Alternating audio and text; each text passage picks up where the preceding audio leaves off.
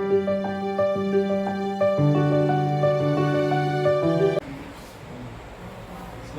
siang. Ya, Pak. Bagaimana kabarnya? Baik.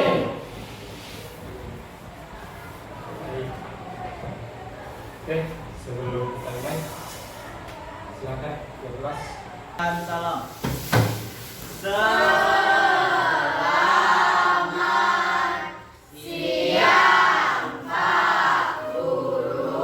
Selamat siang. Baik, sebelum mulai pelajaran kita, silakan satu orang mungkin doang. Lepas ya, silakan. Sebelum belajar, marilah kita berdoa menurut agama kita masing-masing. Berdoa mulai. Doa selesai. Imam, Hadir, Pak. Yohan, Hadir, Pak. Rahmat, Selamat Rahmat PKS. Oke. Ada keterangan? Apa ya? Pada pertemuan sebelumnya kita sudah mempelajari tentang apa?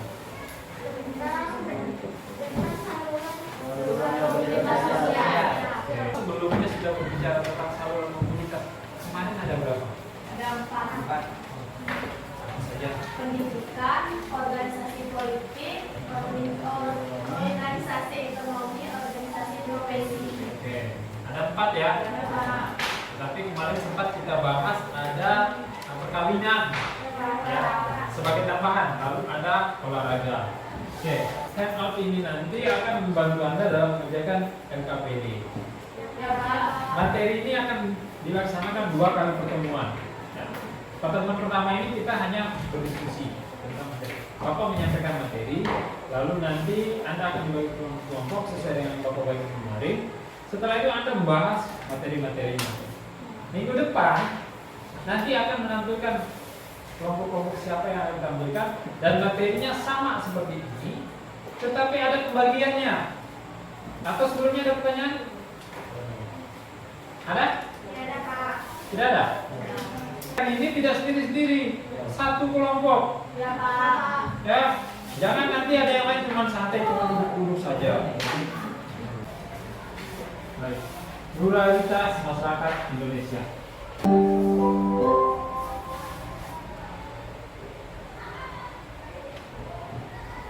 Halo teman-teman, perkenalkan nama saya Deva. Sebelumnya kalian sudah lihat Jogi Pustaka kan? Nih kita dengerin sepeda ini.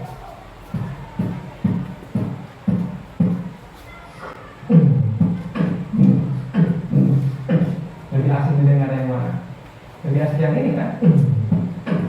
Ya, karena ada banyak jenis suara yang dihasilkan, sehingga lebih enak untuk dinikmati dan didengarkan.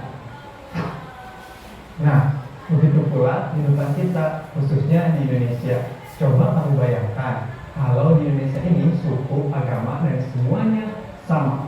Seandainya semua orang itu dari suku Sunda, pasti deh kita hari ini gak bisa menikmati enaknya nasi padang atau gurihnya pepes Palembang.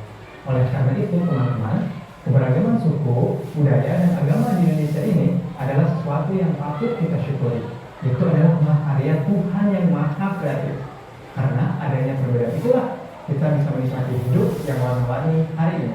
Prinsip hidup antar umat beragama yang bisa kamu aplikasikan nih. Akan jelaskan dari 5 prinsip suku dulu ya. Pertama, perbedaan antar suku bukanlah bahan perselisihan, melainkan untuk belajar saling memahami. Kedua, setiap suku punya keunikan masing-masing. Kamu harus memahami bahwa dalam adat kebudayaan pasti ada yang baik dan ada yang kurang baik.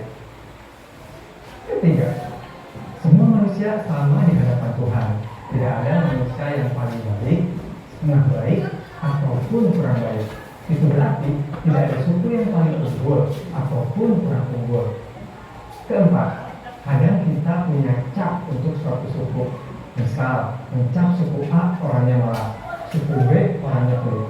Biasanya, cap seperti itu ada karena perasaan saja, atau karena kita tidak mengetahui lebih dalam mengenai suku yang kita nilai.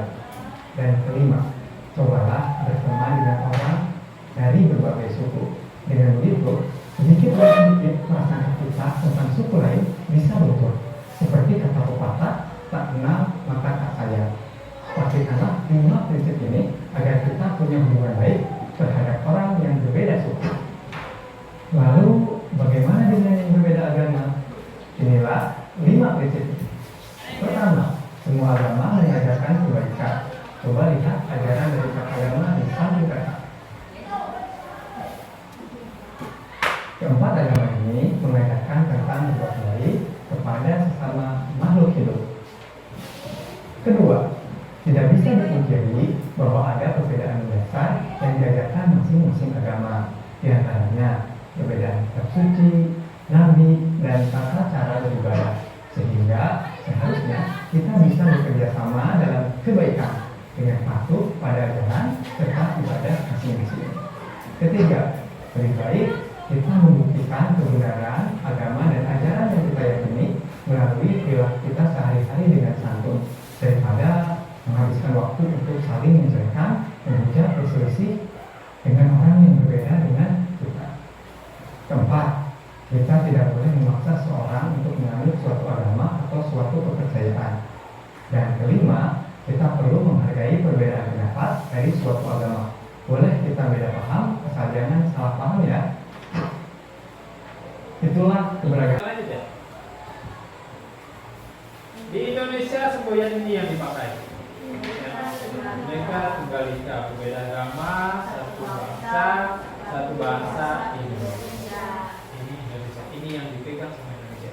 Berkeberagaman Indonesia itu disatukan oleh Bhinneka Tunggal Ika. Itu yang pertama.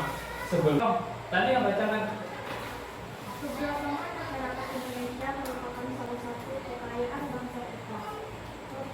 Keberagaman ini melahirkan berbagai kebudayaan yang memiliki nilai sangat tinggi.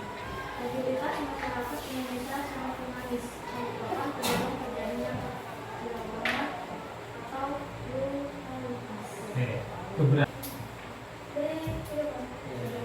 Indonesia merupakan negara kepulauan yang tidak cuma satu suku, ada campuran suku. Baik. Lanjut. Yogi bacakan nih yang ini. Selain itu Ada golongan, ada suku bangsa, ada ras, ada agama dan budaya. Karena sudah pertama akan dibahas adalah perbedaan agama. Ya. Perbedaan agama, kenapa ini yang harus pertama dibahas? Ada lagi yang lain? Ya tadi yang. karena dasar kita Pancasila, sila pertama berbunyi ketuhanan yang Maha Esa termasuk di agama. Oke, masuk ya. Kalau ini kita tahu ya. Masjid.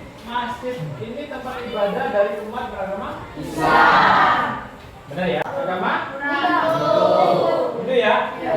gereja Ini ada apa nih? Ini dan ini. Baik. Di Indonesia ada 6 agama ini yang diakui secara undang. Ya. Oke, sekarang Bapak tanya nih. Kalau masjid itu tempat ibadahnya orang Atau Muslim. kira-kira ada yang tahu nggak hari apa hari rayanya? Kayak apa? Idul Fitri dan Idul Adha. Agama Hindu. Ada yang tahu nggak?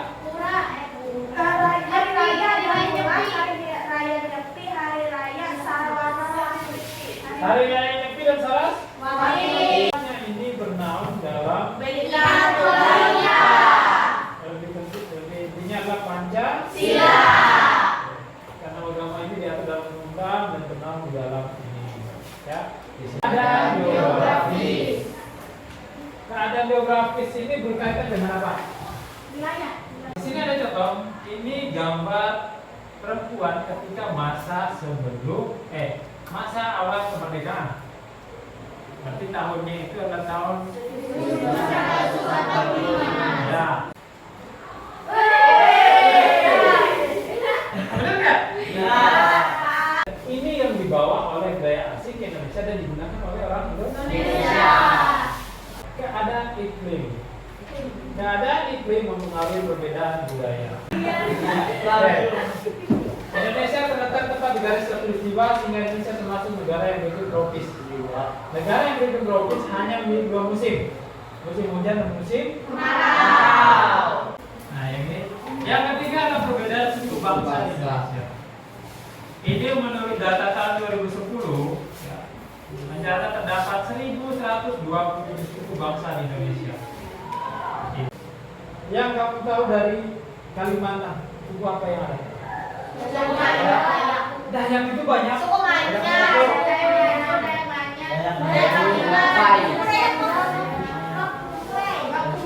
Oke, ada lagi. Dayak Bakupai, Dayak Manyar, Dayak Maju, apa lagi? Dayak apa? Dayak Dusun.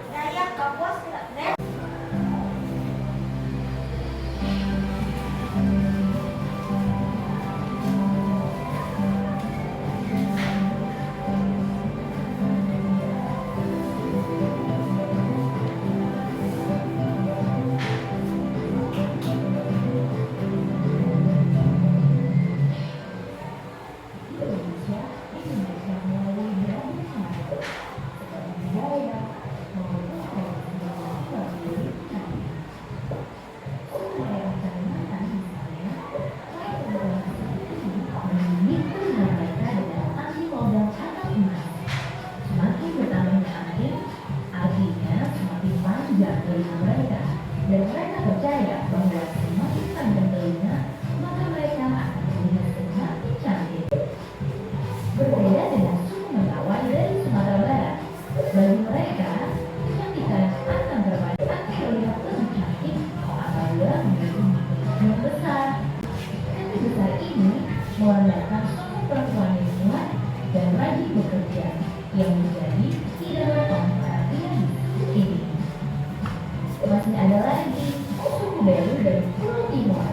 Mereka memasang tato di tubuh sebagai ukur kata, pekerjaan, dan tentunya daya tarik untuk lawan di Pulau Timur Pulau Indonesia. Terdapat suku Sentani dari Papua. Perempuan di suku ini hanya pang rambut demi menunjukkan rasa percaya diri dan pastinya semakin terlihat cantik. Itu baru dua suku aja loh. 31 kelompok besar suku bangsa dan beragam keunikan, tradisi, serta kepercayaan anti kecantikan.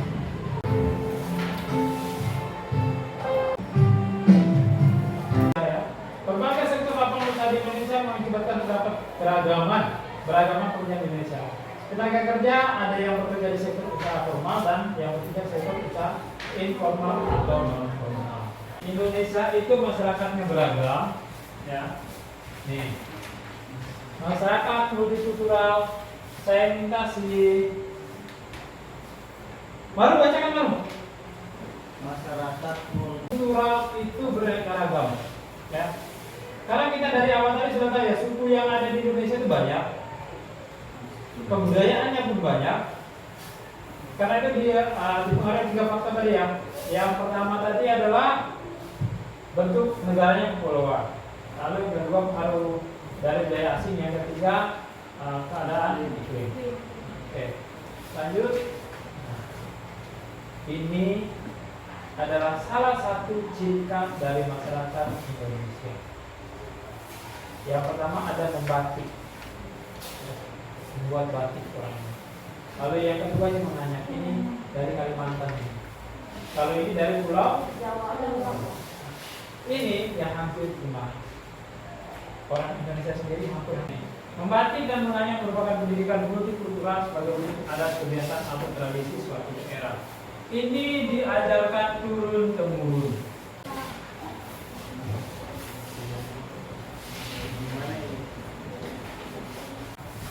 Kelompok berapa? Kelompok 3, oke. Lanjut, kelompok berapa lagi?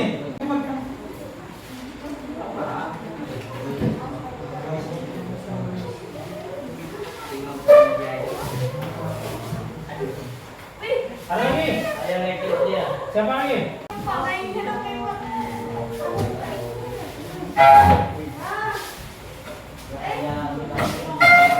Oke, jangan ya. Oke, kita mulai. Anginnya dari kiri. Berhenti. Dari kanan. Berhenti. Angin laut. Ya, tidak. Nah, berhenti. Angin darat. Condongkan badannya ke depan, di angin laut. Oke, kembali ke posisi awal. Kalau sudah tangannya masih di depan, jangan diangkat karena aroma. Sudah? Balik kita mengayun ke sebelah kiri. Dan kanan. Nah, pasti berbunyi pinggangnya. Pelan-pelan ya. Sudah? Oke, kalau sudah silakan dilepaskan tangannya. Silakan duduk kembali. Bapak tidak berani membuka ketek karena sudah siang, pasti baunya tidak enak. Baik, itu hanya pemanasannya. Walaupun sudah panas harinya tetap harus ada hiburan. Oke, ini LKPD Bapak bagikan. Silakan dikerjakan dengan cepat. Karena ini ada 4 orang, satu grup bahkan ada yang 5. Tolong kerjasamanya. Ya. Kalau di soal nomor 1 itu Anda menjawab dari materi, ini sudah ada materinya. Lalu di nomor 2, coba hubungkan gambar antara tempat ibadah dengan kitab suci agama di Indonesia. Dibuat garis boleh. Ya, dibuat garis misalnya nih, Pak, saya mau buat pakai garis. Misalnya ini gambar 1, sini gambar 2, sini gambar 3. Dari sini di sini Pak. Atau Pak, sudah buat garis biar mempermudah saya tidak salah, saya buat angka. Nomor 1 pasangannya nomor 1. Ya, nomor 2 nanti ada lagi, cari nomor 2. Dikasih garisnya. Paham ya? Ya, Pak. Oke. Itu untuk yang nomor 2. Lalu yang ketiga itu masih materi, Anda di sini juga. Nah, yang keempat, Anda disuruh menuliskan nama suku, rumah adat, pakaian adat, senjata tradisional. Ini dipakai untuk minggu depan, tapi dikerjakan dari sekarang. Lalu yang di sini sama dari materi, ya. Ini ada wacana, nanti ada bacakan. Lalu Anda menjawab pertanyaan di belakang. Siap ya? Ada 5 nih. Nah, ini ada pertanyaan juga sama. Jadi itu tugasnya. Jadi nanti sebelum pulang, mudah-mudahan tugasnya selesai. Kalau tidak selesai hari ini, maka akan kita bahas di pertemuan selanjutnya. Silakan ditulis. Siapa yang tulisannya bagus? Silakan dikerjakan.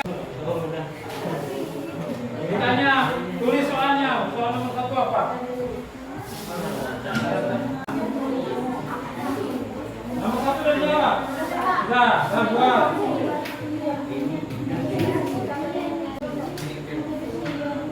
Langsung aja dijawab.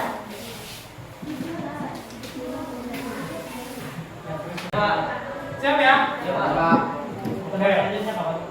Pertemuan saya nanti Bapak kabari. Kalau tidak hari Rabu atau hari Kamis, tapi di minggu depan. Ya? Iya. Oke, untuk selanjutnya. Baik. Jadi, kalau tadi kita sudah berbicara tentang apa tadi? Apa yang kita pelajari tadi?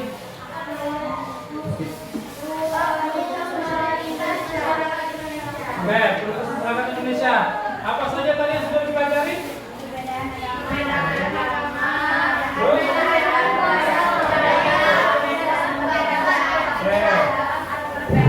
Perbedaan agama, budaya dan suku, sama pekerjaan ya. Perbedaan budaya tadi apa saja budaya yang ada di Indonesia banyak ya?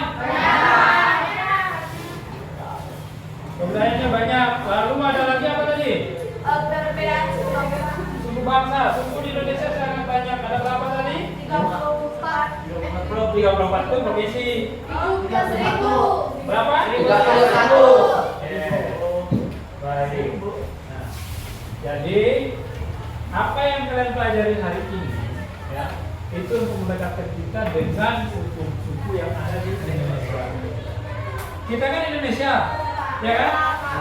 Apa yang mengikat kita semua tadi adalah Bhinneka Tunggal Ika.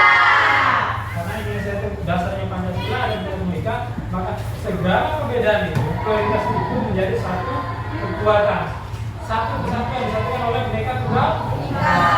Oke, kira-kira ada pertanyaan enggak? Tidak ada ya? Nah, jadi minggu depan di pertemuan selanjutnya yang akan kita bahas adalah LKPDM. Nanti setiap grup akan maju, ya. Nanti untuk kelompok siapa yang maju duluan akan kita bahas di pertemuan selanjutnya. Paham ya? Oke. Kira-kira nih dari pelajaran hari ini bagaimana?